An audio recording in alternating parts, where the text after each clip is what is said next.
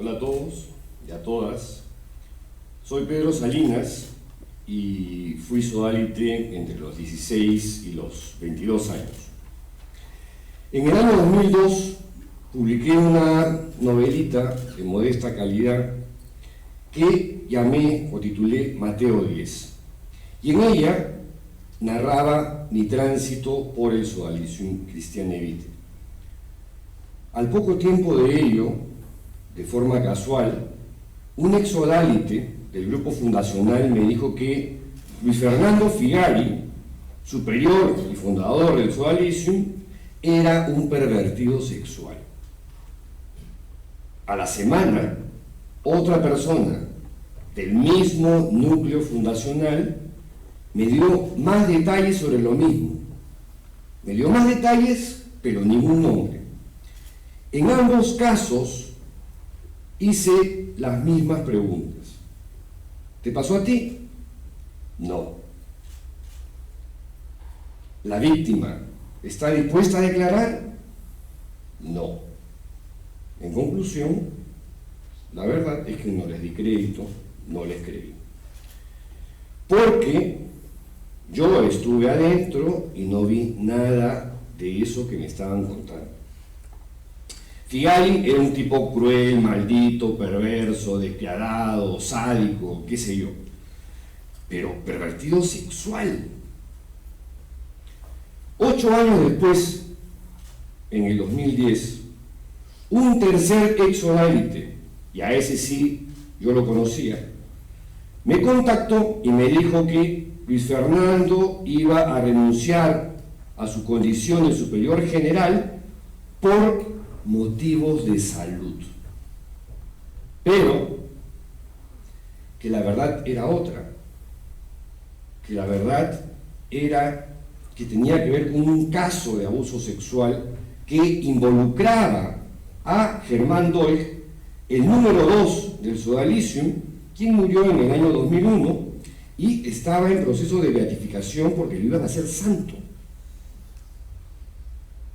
El sexto santo del santoral peruano.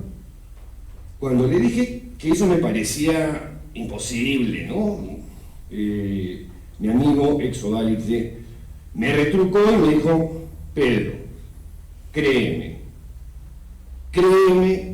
porque yo fui víctima de Germán. Acto seguido pasaron varias cosas, pero una de las cosas que ocurrió fue que contacté con Paolo Ugaz, le conté sobre el caso, y para quienes conocen a Pao, adivinarán que se enganchó inmediatamente con la historia y aceptó ayudarme y acompañarme en la investigación. Claro, como yo era novato en estas cosas, calculé un poquito mal el tiempo, ¿no?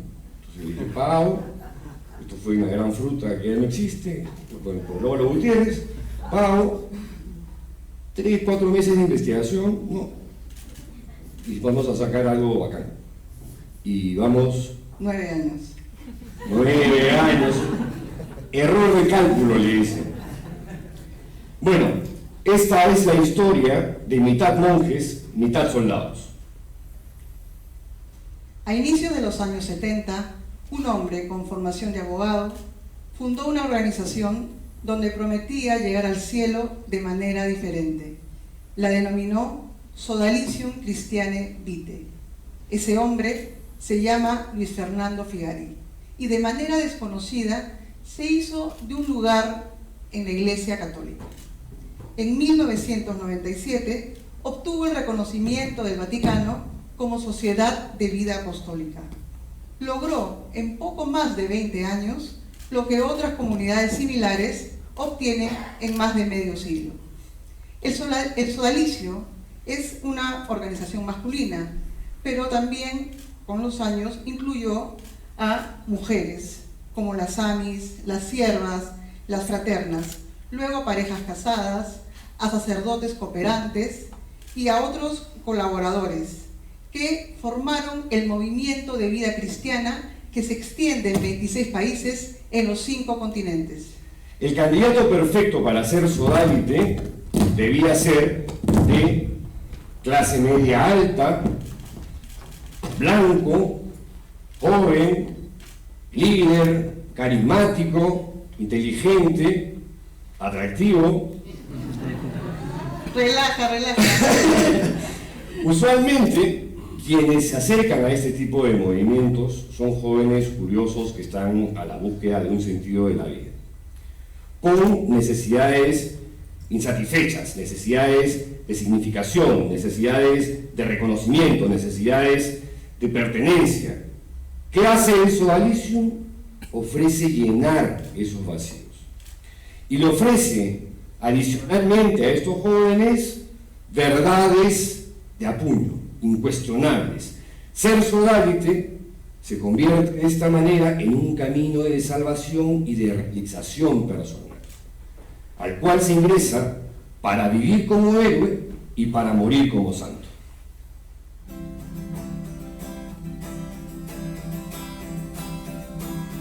Somos convocados por el Señor Jesús, somos agentes de reconciliación.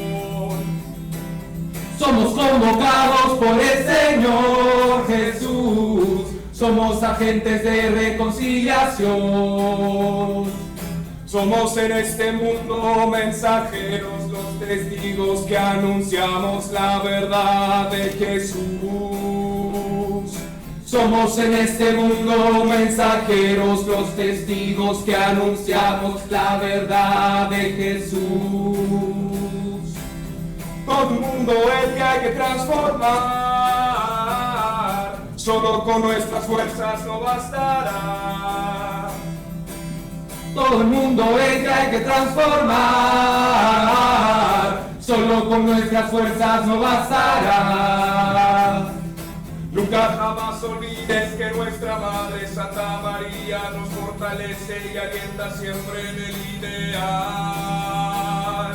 Nunca jamás olvides que nuestra Madre Santa María nos fortalece y alienta siempre en el ideal. Ven, únete a este canto, que tu voz proclame al Señor Jesús. Ven y acepta este desafío, siendo hijo de María, anunciando el amor. Ven y únete a este canto, que tu voz proclame al Señor Jesús.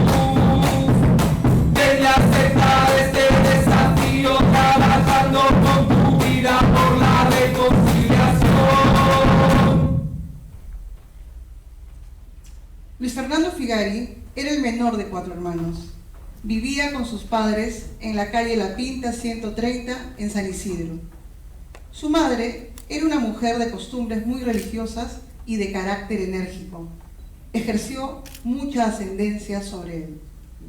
Las opiniones que vierten sus ex compañeros del Colegio Inmaculado Corazón y el Santa María son diversas. Le gustaban los juegos de guerra, las estrategias, particularmente las alemanas. Era obsesivo con el orden y la disciplina, dice uno.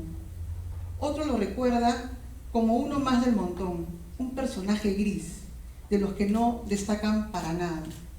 Para otro de sus compañeros, Luis Fernando era un poco raro. No sudaba nunca, no jugaba fútbol, no peleaba, no era de colleras. No se adivinaba en él ni remotamente que tuviera pasta de líder. Entre los apodos que recibió en el colegio por su apariencia física, destaca el de Caballo Loco y el de Pinocho. También le decían el nazi. Para la investigación de este libro, entrevistamos a casi un centenar de exsodalites. Y en algún momento de esta conversación, a cada uno de ellos les pedimos que describiesen a Luis Fernando Figari. Y esto fue más o menos lo que nos dijeron. Para mí, Luis Fernando lo era todo. En ese momento consideraba más a Luis Fernando que al mismo Jesucristo. Figari había desarrollado esa capacidad que tenemos de joder al otro. Y de esa forma iba detectando flancos y puntos débiles para de esa manera tratar de conectar y vincular con él. Estar con Figari era una mezcla de fascinación con sorpresa. Cuando alguien decía, conocí a fulano, te preguntaba, ¿pero lo conociste bíblicamente? Es decir, ¿tuviste sexo con él? Tenía ese tipo de bromas. Supuestamente, Luis Fernando Figari tenía un don, como los X-Men, ¿no? A este don lo llamaron la cardionosis, es decir, Figari supuestamente, con tan solo una mirada, podía conocer y escanear a la otra persona y conocer sus complejos y toda su historia personal. Es más, a mí me dijo una vez con una lupa en el ojo izquierdo, tienes una espada flamígera en el iris. Y yo le creí. Luis Fernando tenía una paranoia tremenda con el tema del SIDA. En San José, donde vivía, habían botellas de alcohol por todas partes. En verdad, Luis Fernando era paranoico para todo.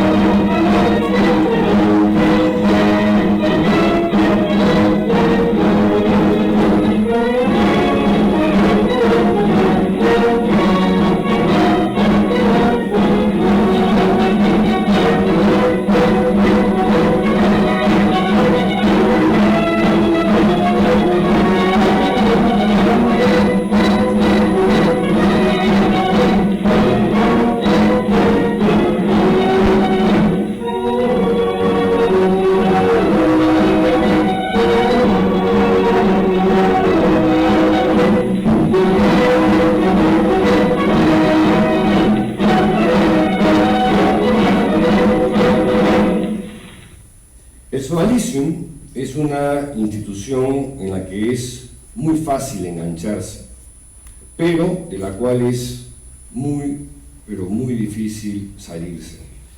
Se ha dicho que posee muchas de las características de una secta. ¿Por qué? Porque es un grupo cohesionado por una doctrina. ¿Por qué?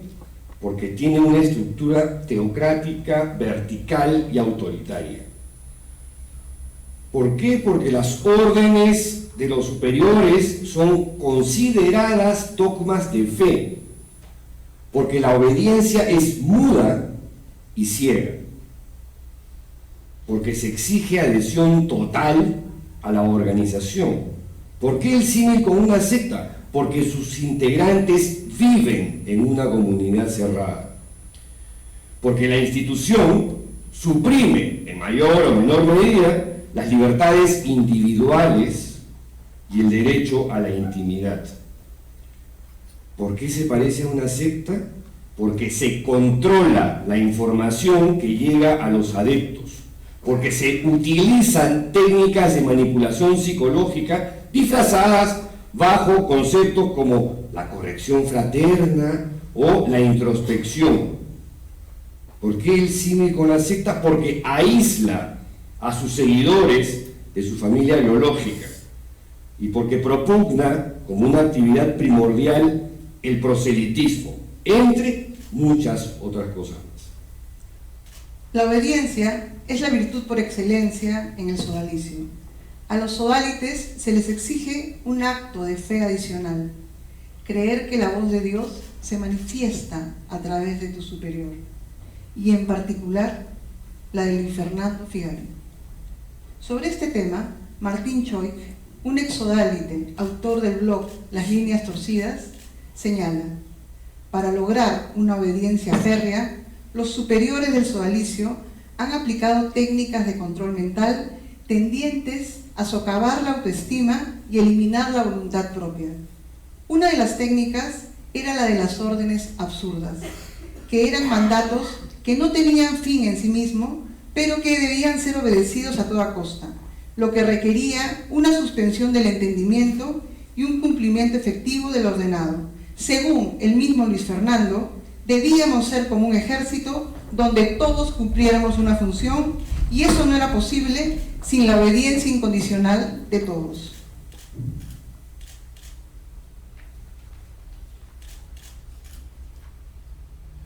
Cristo Rey su bandera ha levantado y quiere todo el mundo conquistar. Nos invita a luchar siempre a su lado, sodalites juremos de triunfar. La oración ha de ser nuestro consuelo, nuestra gloria la cruz. Salvar todas las almas nuestro anhelo, la Santa Eucaristía nuestra luz. Son Jesús y María que llaman, nos convocan a una lucha sin par. Cristo Rey, tus sodalites te aman y desean morir por tu ley, y desean morir por tu ley. Cristo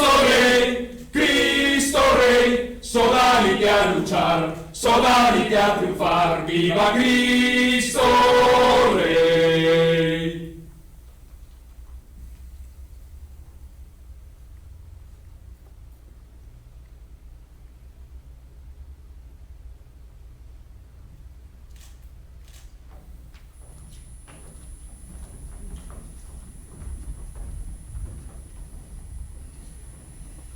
Las casas de formación del Sodalicium estaban ubicadas en el balneario de San Bartolo. A San Bartolo se ingresaba para ser célibe, obedecer y encarnar el estilo sodalite. Durante el día habían algunas actividades espirituales, horas de estudio, se nadaba la isla varias veces al día, y a veces hasta de madrugada, sin importar que fuese invierno o verano, y la exigencia física era feroz. La falta de sueño y el hambre eran como dos sellos característicos de la disciplina inflexible que se vivía en estas comunidades. Sin embargo, lo que más recuerdan los sodalites que han desfilado por estas casas son las órdenes absurdas y los maltratos psicológicos. Uno de los ex-sodalites que compartió su testimonio con nosotros en el libro recordó una anécdota de cuando castigaron a otro sodalite. Este sodalite fue sancionado, no recordaba por qué, pero el castigo consistía en que tenía que correr cierta distancia y batir su propio récord. Y si no lo superaba, entonces tenía que empezar de nuevo y así hasta conseguirlo. En medio de esa carrera desenfrenada, este sodalite, como no podía parar, porque no podía desobedecer de ninguna manera a su superior, de pronto sintió ganas de ir al baño, pero siguió corriendo, hasta que se cagó en los pantalones y siguió corriendo. Al final, el superior, en un acto de magnanimidad, le dijo: anda, báñate y cámbiate, pero eso sí, al día siguiente empiezas de nuevo.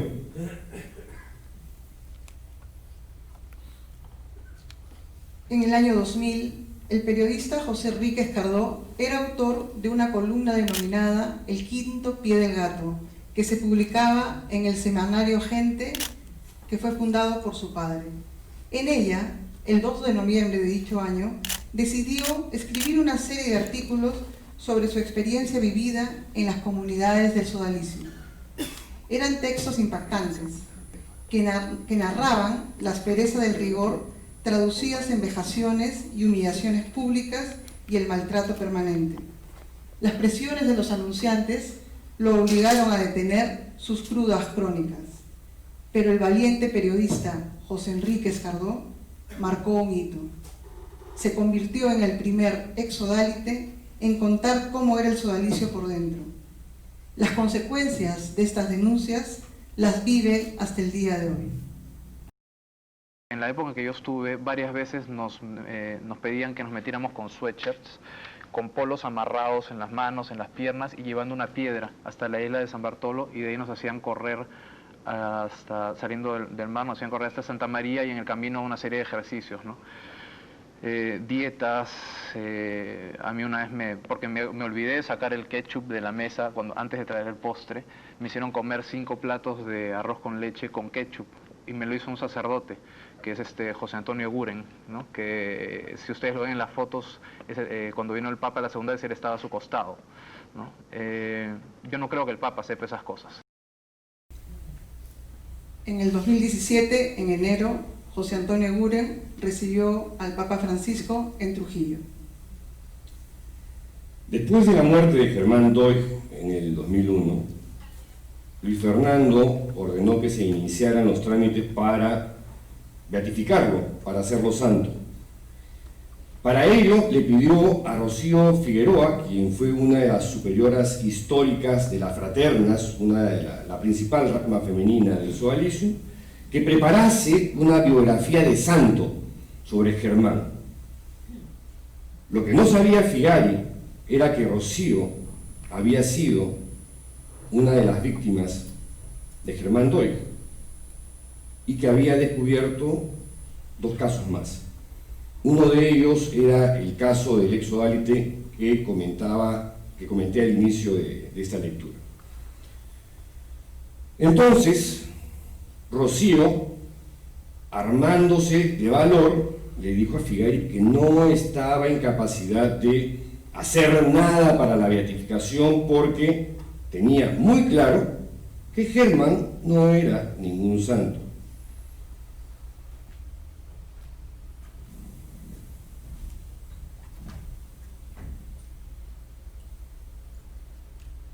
¿Qué tienes que decirme? Fue lo primero que salió de la boca de Figari. Que Germán Doig tiene 3 denuncias sexuales, de abuso sexual en su contra, y yo tengo los testimonios. Uno de ellos soy yo. ¿Qué me estás diciendo? ¿Qué me estás diciendo? Cuando recién empezaba en el sodalicio, Germán me empezó a enseñar unas tácticas de yoga y empezó a tocarme, a manosear. A manosear, o sea, no te hizo nada, pues en realidad. Ahí no pasa nada.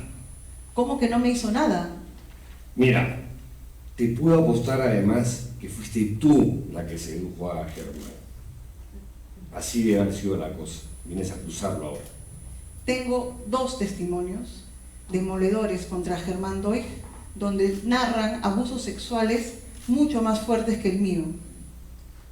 Mira, ¿sabes qué, Rocío? Ya sé lo que quieres hacer. Tú lo que quieres hacer es destruir la imagen de Germán Doig, que es la persona más buena y obediente que yo he conocido.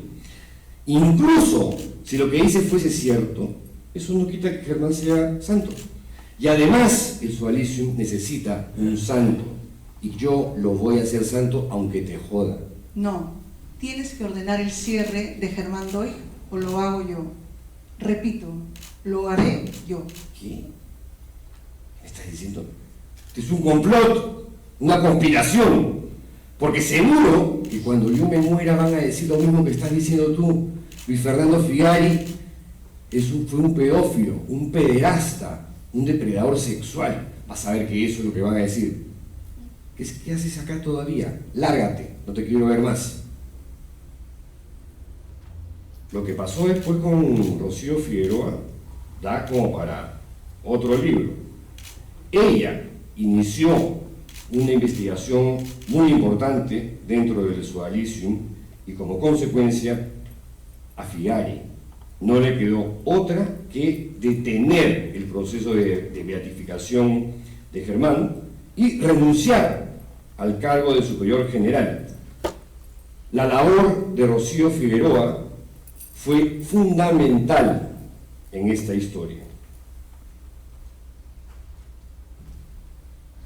El 10 de octubre del 2016, en Roma, estuve frente a frente a Luis Fernando Figari, el personaje sobre el que giraba mi vida periodística desde diciembre del 2010. Figari vive protegido en Roma en un retiro ordenado por el sodalicio y apadrinado por el Vaticano. El Vaticano ordenó que los sodalites lo mantengan de por vida, a la vez que declaró que posee un carisma que lo sitúa por encima de usted o de mí, al haber fundado una organización que ha atraído a varios católicos. Y como cereza, señala que sus víctimas sexuales son consideradas cómplices para ellos. En agosto del 2016, la Fiscalía ordenó investigar a Figari e interrogarlo en Roma por los delitos de asociación ilícita para delinquir, lesiones graves y secuestro agravado. Al encontrarme frente a frente con Figari, lo llené de preguntas, porque sabía que era soberbio y le caían mal las mujeres, y si le hacía pisar el palito, caería redondo. ¿Se declara inocente? Sí, me declaro inocente, totalmente inocente, y vengo a que se sepa la verdad, porque no se me ha permitido por las autoridades hablar. ¿Qué mensaje le daría a Alessandro Moroni?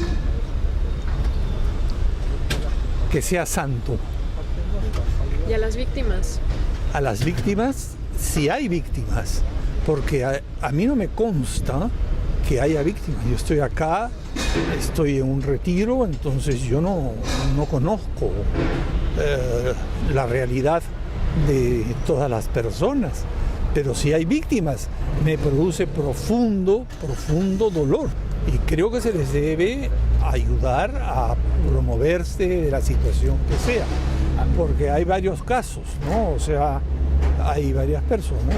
O sea, ¿usted se declara inocente de las acusaciones de abuso sexual que hay en su contra? Totalmente. Hasta hoy, noviembre del 2019, Figari vive en Roma a cuerpo de rey, mientras las decenas de víctimas del sodalicio siguen esperando explicaciones a sus actos. De los malos ratos que guardo todavía en mi memoria, hubo uno en el que Luis Fernando se dedicó toda una tarde a cargar las tintas contra mí, para hablar de mis complejos, para interpretar mis problemas de intimidad y de falta de compromiso. Y todo eso se lo atribuyó al fracasado de mi padre. El cagado de tu viejo, fueron sus palabras. El pobre diablo, el que te abandonó. Esa frase, el que te abandonó, la dijo en más de una oportunidad. Demasiadas, pero. Y así se fue toda una tarde completa, que empezó desde la hora de almuerzo y duró hasta que oscureció. Entonces, en un momento, luego de atormentarme con este bullying comunitario inacabable, comenzó a impelerme para que le insulte, para que verbalice frases ofensivas contra él, para que le diga hijo de puta y así. Al final terminé afirmando, porque Figari me lo ordenó, que mi papá era un alcohólico de mierda. Y lo dije gritando. ¡Como para que se escuche hasta la isla!, me dijo Figari. ¡Hijo de puta! ¡Alcohólico de mierda! Las frases quedaron retumbando en mi cabeza como un eco, una y otra vez. Alcohólico de mierda. Lo delirante es que no era cierto.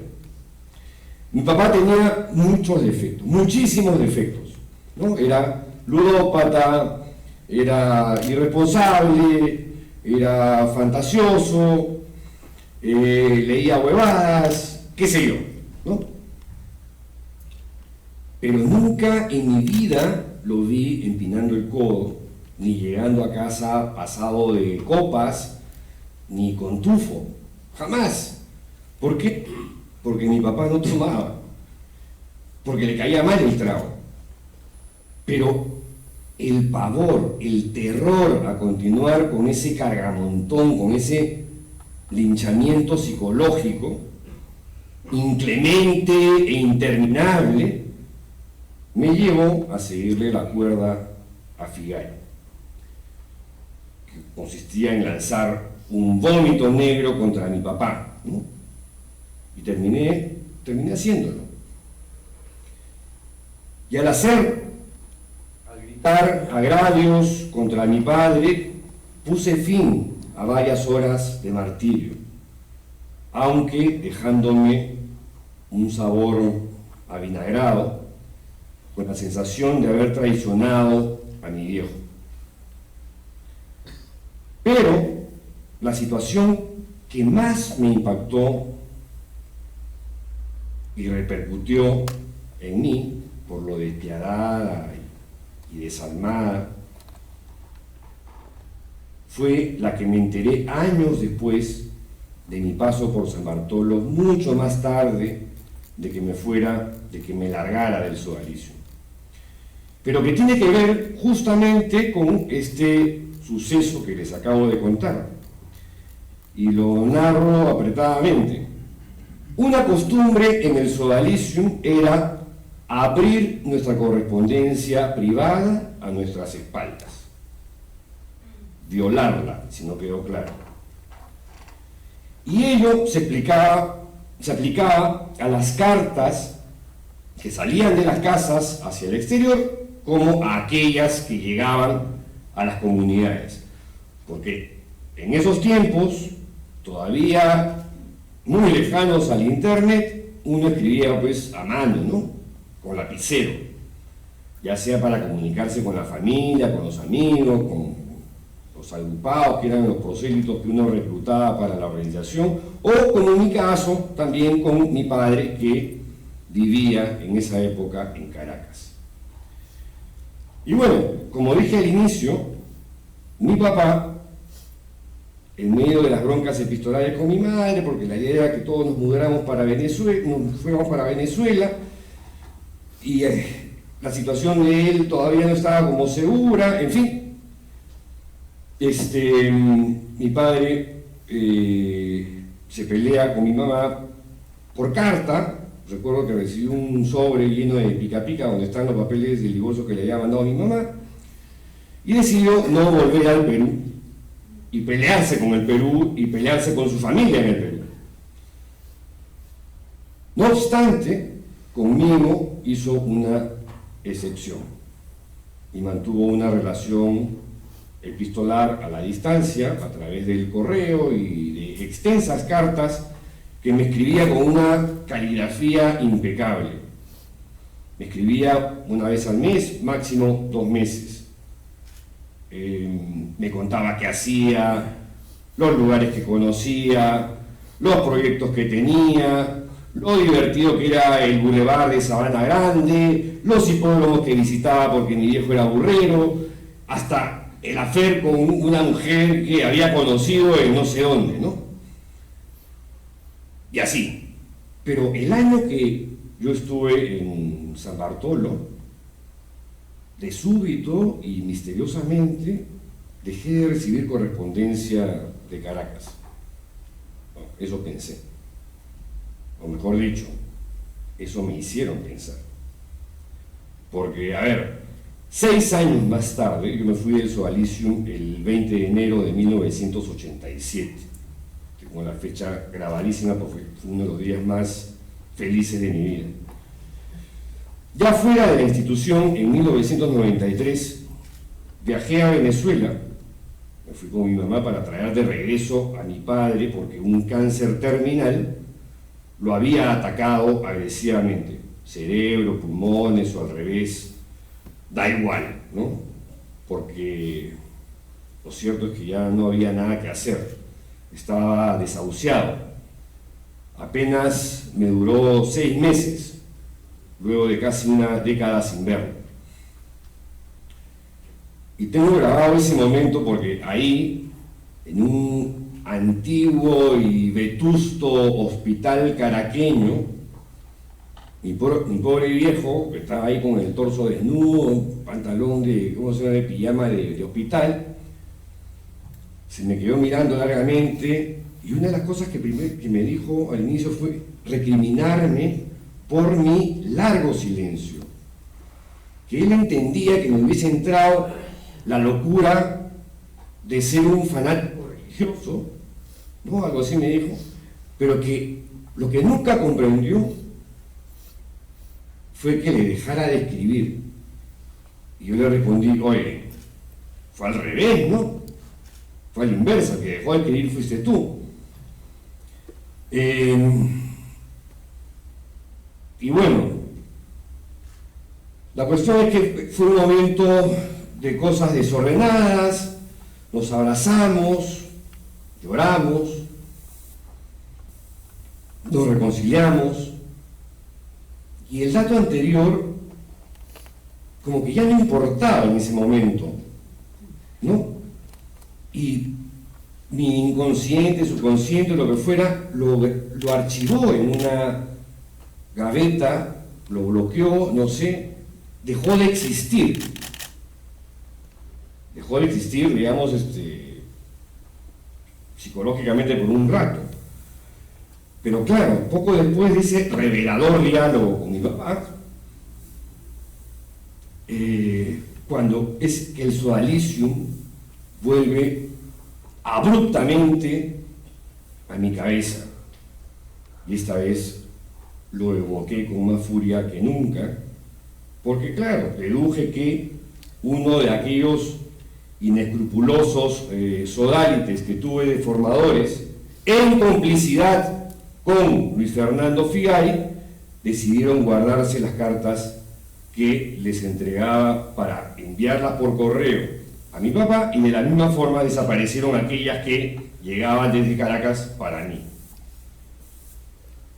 Así las cosas, durante varios años viví resentido con mi padre y él conmigo, pues ambos pensamos que ya no le importábamos el uno al otro. Jamás se nos ocurrió que un miserable hijo de la gran puta había interceptado nuestras cartas y luego, no contentos con violar mi correspondencia, avivaron sistemáticamente un odio intestino y soterrado hacia mi papá por haberme abandonado. La prueba era que había dejado de escribirme, como me lo dijo tantas veces el mismísimo Luis Fernando.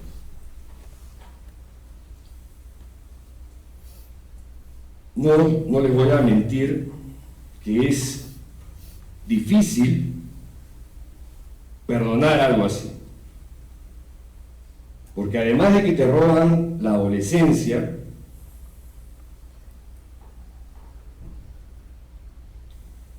es el tesoro más preciado de uno, como comentó el recordado y entrañable poeta Toño Cisneros cuando presentó mi librito Mateo 10. A mí, además de robarme la adolescencia, encima me robaron mi papá.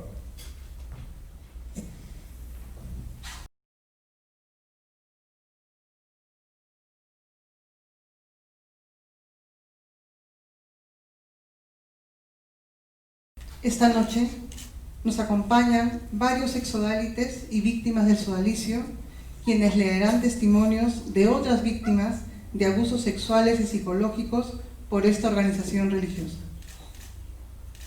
Un día, Alessandro Moroni me pidió que dibuje un muñeco en una pizarra.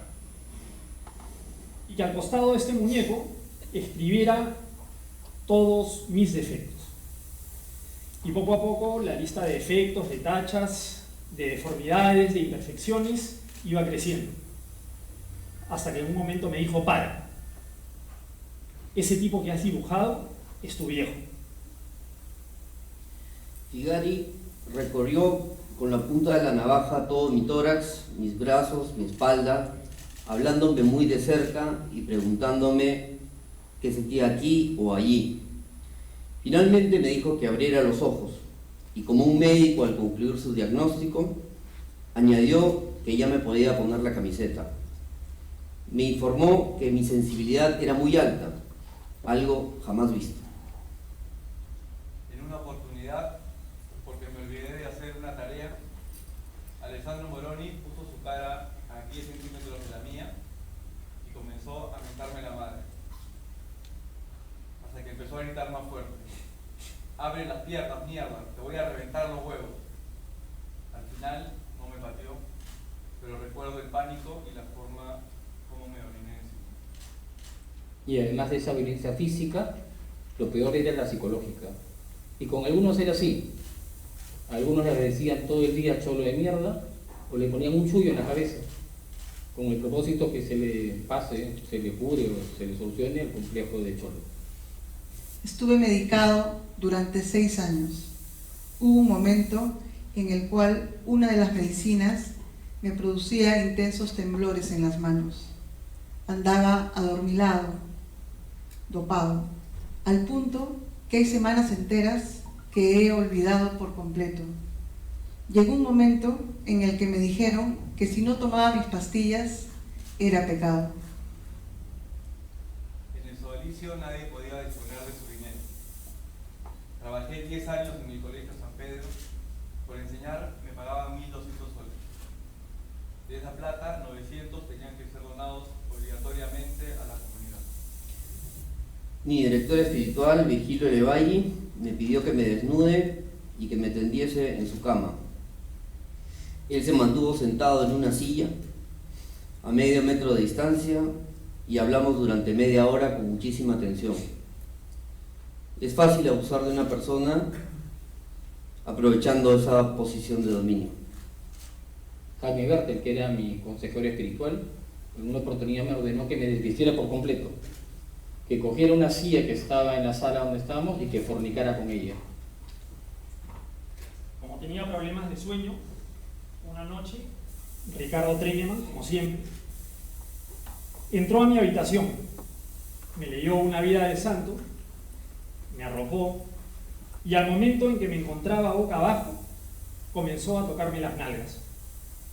Inmediatamente reaccioné y volteé. Él solo atinó a reírse y se fue.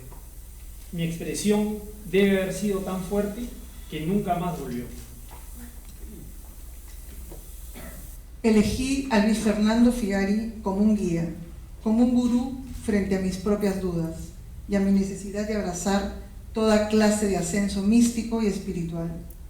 Fue así que en una de las innumerables conversaciones monólogo que mantuve con Figari, me habló de la técnica del Kundalini. De acuerdo con esta teoría hindú, la Kundalini es una energía invisible que suele ser representada por una serpiente que duerme enroscada en el Muladhara, el primero de los chakras, el que está ubicado en la zona del perineo, entre el ano y los genitales. La idea es que, a través de métodos tántricos o del yoga, la Kundalini sea despertada, desenroscada, movida del hueso sacro donde se encuentra, para luego dirigirla hasta el chakra superior, subiendo previamente por la columna vertebral, atravesando todos los chakras. Según muchos yogis, y por cierto Figari, el practicante podía obtener poderes sobrenaturales, alcanzar la iluminación o un estado de conciencia pleno. Con la alquimia, dicen algunos escritores sobre el tema, la Kundalini puede ascender verticalmente por la columna gracias al fluido espinal, antes de llegar al corazón y por último al cerebro o al nudo de la chiva, que está en el entrecejo. Pero ello lo alteró Figari. y cambió lo del fluido espinal por otro muy distinto. Un día me preguntó: ¿cuál crees que es el líquido más fuerte para empujar la Kundalini? Apenas atiné a menear la cabeza. No sé, respondí. El esperma, dijo Figari. Lo que voy a hacer es depositar esperma en tu zona sacra. Y luego continuó con una larga explicación sobre el rito en el que me iba a iniciar. Cuando Figari trató de sodomizarme por primera vez, tuvo dificultades en la penetración. En ese momento, con la frialdad de un cirujano, se detuvo, se dirigió a su mesa de noche, abrió el cajón y sustrajo de ahí un pomo de vaselina para continuar con este ritual envenenado.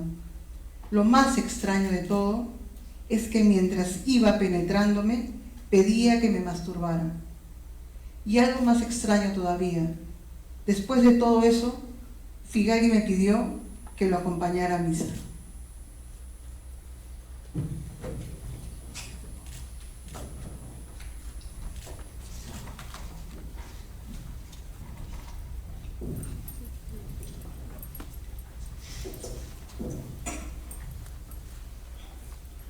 Cada 8 de julio, el cumpleaños de Luis Fernando, los sodalites que vivían en San Bartolo le regalaban uno de estos mosaicos, usualmente con simbología sodalite, la espada flamígera, la Virgen del Inmaculado Dolorosa, qué sé yo. La experiencia duraba exactamente 30 días. Y cada una de esas minúsculas piedrecitas que pueden ver ustedes ahí, significaba una cantidad determinada de ejercicios físicos, horas de oración, de estudio, etc. Las metas que debían cumplirse como ofrecimiento o sacrificio a Figari oscilaban entre el 1.000.000 de abdominales, miles de planchas, hasta rezar 300.000 rosarios o bracear kilómetros de kilómetros desde el espigón hasta la isla. Este mosaico permanece aún en la fachada de la comunidad que se llamaba Nuestra Señora de la Encarnación. Habían 5 casas en la ribera sur. Y este es el último vestigio de las torturas en San Bartolo. La canción que van a escuchar a continuación es una canción compuesta por un ex sodalite. Él hubiera querido estar aquí, pero aún no está preparado para hacerlo. Sin embargo, ha querido compartirnos su música. En el videoclip de esta canción, hecho por él mismo, se narra la historia del celador de un puerto que una noche se apresta a ayudar a un barco. Nadie le ha dicho que el país está en guerra. Es una metáfora de la experiencia de hacer cosas sin saber por qué, sin que nadie te advierta, ni tu familia, ni tus amigos, como los soldados. Esta sesión toda, a la que ustedes están asistiendo, es un homenaje a todos los ex-sodálites y sobrevivientes del sodalicio que se atrevieron a contar su historia. A todos ellos, gracias.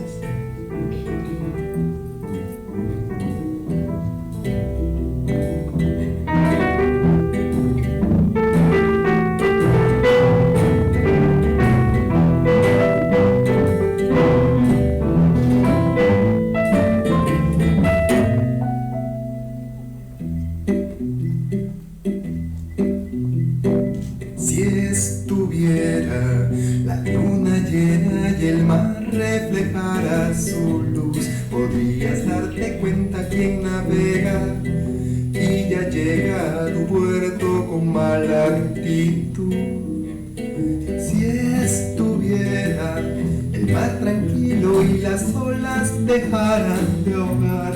Podrías escuchar su extraña forma de hablar y quizá pensarías que algo anda mal.